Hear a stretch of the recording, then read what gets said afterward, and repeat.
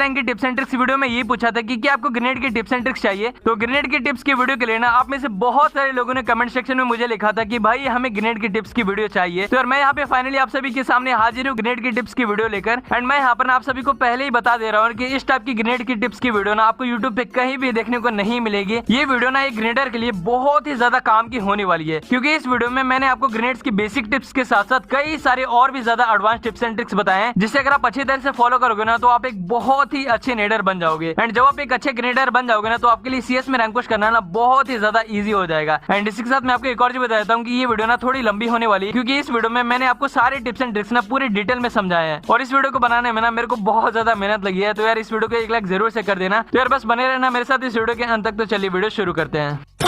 Okay तो मैं सबसे पहले आप सभी को ये बता देता हूँ कि अगर आप एक ग्रेनेडर है तो वहाँ पर आपको कौन सा कैरेक्टर कॉम्बिनेशन का यूज करना चाहिए, क्योंकि एक ग्रेनेडर के लिए ना कैरेक्टर कॉम्बिनेशन बहुत ही ज्यादा मैटर करता है। तो पहला है क्लू कैरेक्टर। अगर आप क्लू कैरेक्टर का यूज करते हो ना तो आपके 75 मीटर के रेडियस में अगर कोई एनिमी होता है ना तो उसका लोकेशन आपको पता चल जाता है। एंड अगर आपको वहाँ पे एनिमीज का लोकेशन पता चल जाता है ना तो आप काफी इजिली उसके ऊपर ग्रेनेड फेंक के नॉक कर सकते हो। अब इसके बाद क्लू की जगह दूसरी एक्टिव कैरेक्टर में आप यूज कर सकते हो क्रोनो कैरेक्टर का स्किल। जब आप क्रोनो कैरेक्टर का यूज करते हो ना तो आप काफी इजिली एक्सट्रीम शॉर्ट रेंज में भी, यानी कि जब एनिमी आपके बहुत ज्यादा क्लोज आ जाता है तो उस टाइम पे भी आप काफी इजीली उनको ग्रेनेड से नॉक कर सकते हो। एंड साथ ही जब आपके ऊपर कोई एनिमी ग्रेनेड फेंक देता है ना तो वहाँ पर आप क्रोनो का शील्ड लगा के काफी इजीली बच सकते हो। एंड इन्हीं सब रीजंस की वजह से अधिकतर नेडर जो भी ग्रैंड मास्टर के लिए रैंक पुश करते हैं ना वो यहाँ पे क्रोनो का यूज करते हैं। अब इसके बाद इस कॉम्बो की जो 3 पैसिव स्किल के स्लॉट्स हैं इसमें आपको सबसे पहले यूज करना है अल्वारो कैरेक्टर का स्किल। अगर आप अल्वारो कैरेक्टर का यूज करते हो ना तो आपका जो ग्रेनेड का इंपैक्ट रेडियस है ना वो 10% ज्यादा बढ़ जाता है। एंड इसी के साथ जब आप एनिमी के ऊपर ग्रेनेड फेंकते हो ना तो उसको 20% ज्यादा डैमेज पड़ता है, जिससे कि एक ही ग्रेनेड में एनिमी काफी इजिली नॉक हो जाता है। अब इसके बाद आपको सेकंड स्लॉट में हमेशा यूज करना है मोको कैरेक्टर का स्किल, क्योंकि अगर आप मोको का यूज करते हो ना तो जैसे आप किसी बंदे को थोड़ा भी डैमेज कर दोगे ना तो उसका लोकेशन आपको पता चलता रहेगा 6.5 सेकंड तक। एंड अगर वो एनिमी किसी कवर के पीछे जाके बैठ गया ना तो उसे आप काफी इजीली ग्रेनेड से नॉक कर सकते हो। एंड अब जो थर्ड स्लॉट है ना इसमें आप या तो हयाटो या फिर किली या फिर क्ला कैरेक्टर का यूज कर सकते हो। अब इसी के साथ अगर आप सभी के पास बीस्टन पेट है ना तो इसे आपको जरूर से यूज करना है। अगर आप इस पेट का यूज कर रहे हो ना तो जब भी आप ग्रेनेड का यूज करोगे ना तो ग्रेनेड का जो डिस्टेंस है ना वो 30% ज्यादा बढ़ जाता है, जिससे कि अगर कोई एनिमी आपसे ज्यादा दूर पे है ना तो उसे भी आप काफी इजीली ग्रेनेड से खत्म कर सकते हो। तो सेकंड टिप में देखो यार, जब भी आप ग्रेनेड का यूज करते हो ना तो आपको हमेशा कवर में ही रह के ग्रेनेड को कुक करके फेंकना है।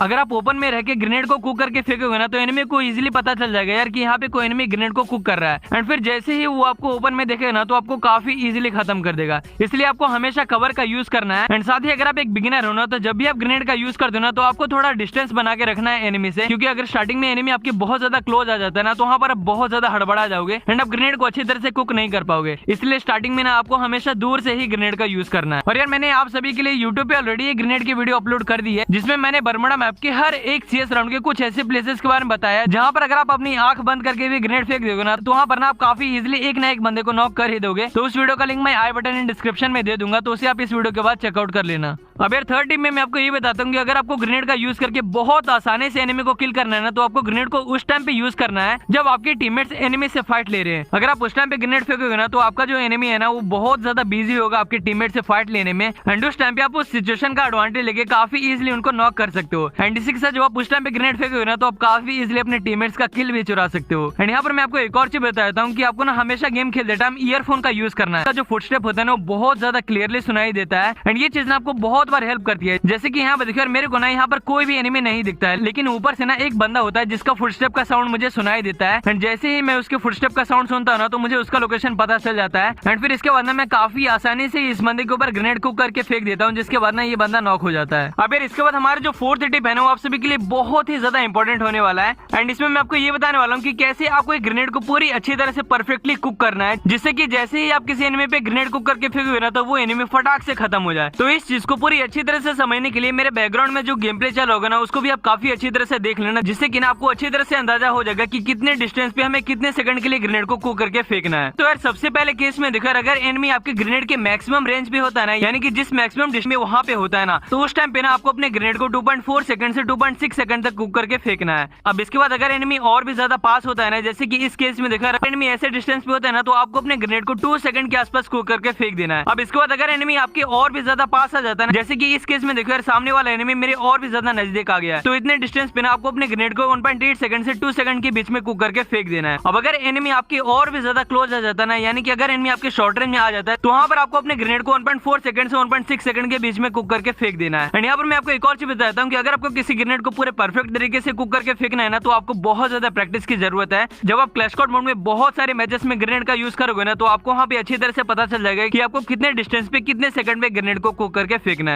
अब यार नेक्स्ट टिप में देखो यार हमारे साथ ना बहुत बार ऐसा होता है कि वहाँ पर आप ग्रेनेड को कुक कर रहे हो एंड जितने टाइम में आप ग्रेनेड को फेंकते हो ना, उतने देर में ना एनिमी आपके ग्रेनेड कुक करने की साउंड सुनकर ना वहाँ से भाग जाता है। एंड उसके बाद फाइनली जब आप ग्रेनेड फेंकते हो ना, तो वहाँ पर एनिमी को या तो बहुत कम डैमेज पड़ता है या फिर उसको डैमेज ही नहीं पड़ता है एंड वहाँ पर आपका ग्रेनेड वेस्ट हो जाता है। तो उस सिचुएशन में देखो यार जब भी आप ग्रेनेड फेंकते हो ना, तो आपको एनिमी का मूवमेंट प्रेडिक्ट करना है कि अगर एनिमी आपके ग्रेनेड कुक करने का साउंड सुन जाता है ना, तो उस टाइम पे ना वो किस डायरेक्शन में भागने वाला है। जैसे कि इस क्लिप में देखो मैं जाता है कि मैं यहाँ पे उसके ऊपर ग्रेनेड फेंकने वाला हूँ एंड वो बंदा ना फिर इधर से भागने लगता है, बट मैं यहाँ पे उसके मूवमेंट को प्रेडिक्ट करके थोड़ा और आगे ग्रेनेड फेंक देता हूँ एंड फिर जैसे ही मैं आगे ग्रेनेड फेंकता हूँ ना, तो कुछ ही सेकंड में वो बंदा नॉक हो जाता है। एंड यार इसके बाद आप एक और क्लिप में देखो यहाँ पे मैं फिर से एनिमी का मूवमेंट प्रेडिक्ट करता हूँ एंड मैं अपने ग्रेनेड को उस दिशा में फेंकता हूँ जहाँ पे एनिमी जाने वाला होता है। तो जैसे ही वो एनिमी उस जगह पे जाता है ना, तो वो काफी इजीली नॉक हो जाता है। तो इस चीज के लिए ना आपको पूरा वहाँ पे अटेंटिव रहना एंड ईयरफोन का यूज करना है, जिससे कि ना एनिमी का फुटस्टेप का साउंड आपको अच्छी तरह से सुनाई दे। अब यार सिक्स्थ टिप में आपको एक बहुत ही अलग एंड यूनिक तरीके से ग्रेनेड करना सिखाऊंगा, जिसका नाम है बाउंसिंग ग्रेनेड। यानी कि आप सभी समझ गए होंगे कि आपको ना यहाँ पे ग्रेनेड को बाउंस करके फेंकना है एंड अगर आप बाउंस करके ग्रेनेड को फेंकते हो ना, तो अगर एनिमी लॉन्ग डिस्टेंस पे है ना, तो उसको भी आप काफी इजीली नॉक कर सकते हो। तो यहाँ पे मैं आपको अच्छी तरह से बताता हूँ कि आपको कैसे एक ग्रेनेड को बाउंस करके फेंकना है। तो इसके लिए सबसे पहले ना आपको एक हाई ग्राउंड की जरूरत पड़ेगी, यानी कि आपको यहाँ पे थोड़े ऊंचे वाले प्लेसेस पे रहना है, जैसे कि किसी घर के ऊपर वाले फ्लोर पे। एंड अगर आप उस हाइट वाले प्लेसेस पे पहुंच जाते हो ना, एंड उसके बाद अगर सामने वाले घर के अंदर एनिमी आता है ना, तो अगर उस सामने वाले घर में कोई खिड़की है ना, तो उस खिड़की के थोड़े आगे ना आपको अच्छी तरह से एंगल बना के अपने ग्रेनेड को फेंकना है। जैसे कि इस क्लिप में देखिए मेरे सामने वाले घर में खिड़की के पीछे एक बंदा कैंप करके बैठा है एंड यहाँ पर उसको ग्रेनेड से नॉक करने के लिए ना मैंने एक बहुत ही अच्छा एंगल बनाया, जिससे कि ना ग्रेनेड बाउंस करके उसके घर के अंदर चला जाए। तो जब आप सभी भी किसी हाइट वाले प्लेसेस पे होते हो ना, तो आपको इसी तरह से ग्रेनेड का यूज करके फेंक देना है। एंड जब आप इस तरीके से ग्रेनेड का यूज करोगे ना, तो सामने वाला एनिमी भी ना शॉक हो जाएगा यार कि मैं कहां से नॉक हो गया एंड ये ग्रेनेड कहां से आया। अब यार अगले टिप में अगर सामने वाला एनिमी कोई अच्छे से कवर के पीछे है ना, जैसे कि ग्लूवाल हो गया या फिर कोई परमानेंट कवर हो गया, तो वहां पर उस बंदे को नॉक करने के लिए ना आपको ग्रेनेड को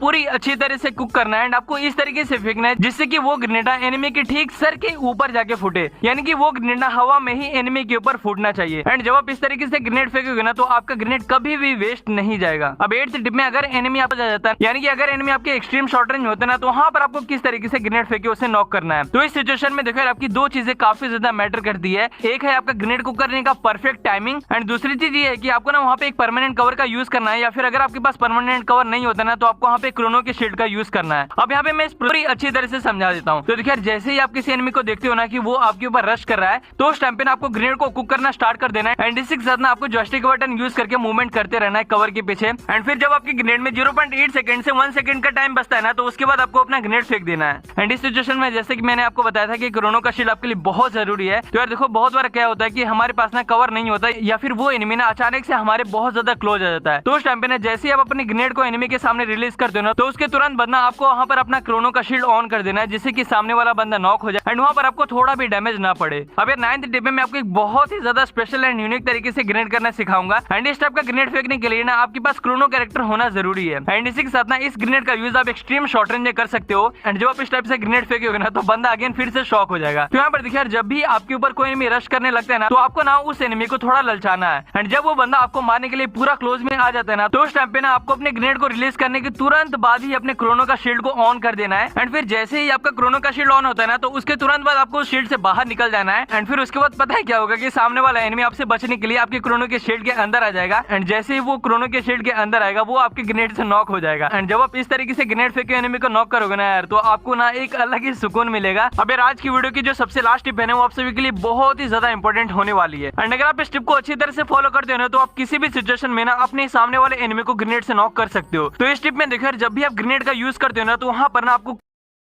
कई सारे IQ का यूज करना है। आपको ना वहाँ पे अपने सामने वाले एनिमीज की तरह सोचना है। अगर आपको अभी कुछ समझ में नहीं आ रहा, बैकग्राउंड में जो गेम प्ले चल रहा है ना, उसको ध्यान से देखना, मैं आपको पूरी अच्छी तरह से समझा दूंगा। तो इस क्लिप में देखो यार मैं एक एनिमी को स्पॉट कर लेता हूँ मेरे ऊपर रश करते हुए।